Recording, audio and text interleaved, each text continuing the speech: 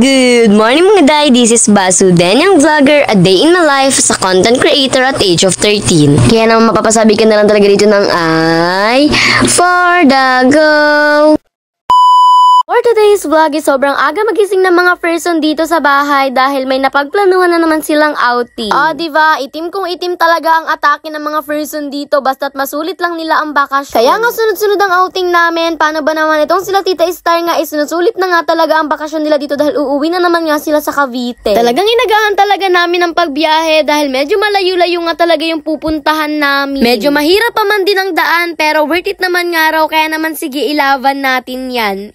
Sila mama nga po pala inakamotor habang kami ng mga bata dito naman nga sa sasakyan ni Tito Sky nakasakay. At yan, success after ng ilang oras na biyahe sa wakas nakarating na rin nga kami. Abay worth it naman pala yung pagkalayo-layo namin na binahe tapos yung pagkahirap-hirap na daan. Ito naman nga yung kinalabasan. O diba? Parang gusto ko nang tumalon. Aray hindi ka tatalon. At yan, pagkarating naman nga inagsikainan na nga po pala kami dyan tapos nagpahinga na rin dahil medyo nakakapagod yung biyahe kahit hindi naman ako nagdadrive. Diba? Hindi naman halatang mga pagod ang mga person. Paano ba naman nakaupo pa talaga sila, hindi pa sila ready maligo. Chismisan at kainan muna nga raw ang magaganap for today's video bago yung ligo na yan. Char! Medyo mainit nga rin po pala sa mga oras na yan, kaya naman kahit sino talaga sa amin wala pa nga talagang interes na maligo dahil baka masunog daw ang mga people.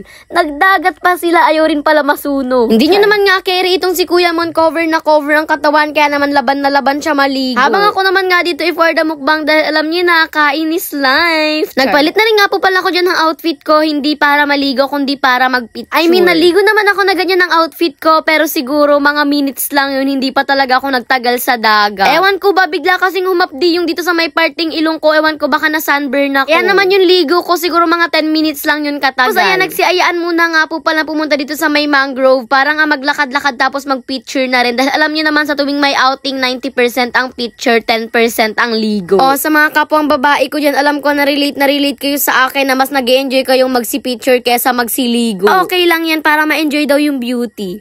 This time ko nga makalakad sa ganitong mangrove. Diba lahat na lang talaga first time ko. Ewan ko ba, hindi kasi talaga ako laya. Noon naman kasi talaga hindi naman kami mahilig magsilaya. Siguro ang pinakang layas namin, parting baso at parting dait lang. Tapos bahay school, ganun. Pero ngayon dahil vlogger na tayo, syempre kailangan i-level up ang layas. Wag puro sa kapitbahay. Bale yan, syempre for the picture na ang mga person dahil yan naman talaga ang pinunta nila dito. Hindi nga po pala kami kompleto for today's video dahil wala nga si mama to. Hindi nga raw muna po pala siya sasama dahil napakarami niya nga raw gawa ngayon. After naman nga po pala pumunta sa mangrove, inaligo na rin nga ako tapos nagpalit na rin nga ako dyan ng damit ko. Diba sobrang bilis ko lang talaga maligo as in. Syempre nag-makeup na rin nga ako pero hindi ko na na-videohan dahil naka-charge yung cellphone ko ng mga oras na yun. Nag-makeup talaga ako mga day dahil magpipicture nga ulit kami dito sa may taas naman daw para mas kita raw talaga yung magandang view. Diba walang talaga siyang ginawa kundi mag-picture ng mag-picture. Muwi ka na lang. Hala, hindi ka uuwi. By the way, hindi ko nga sasabihin sa inyo kung saan kami pumunta pero kung alam nyo nga kung saan kami pumunta, ilagay nyo naman nga dyan sa comment section. After naman nga po pala magsi-picture,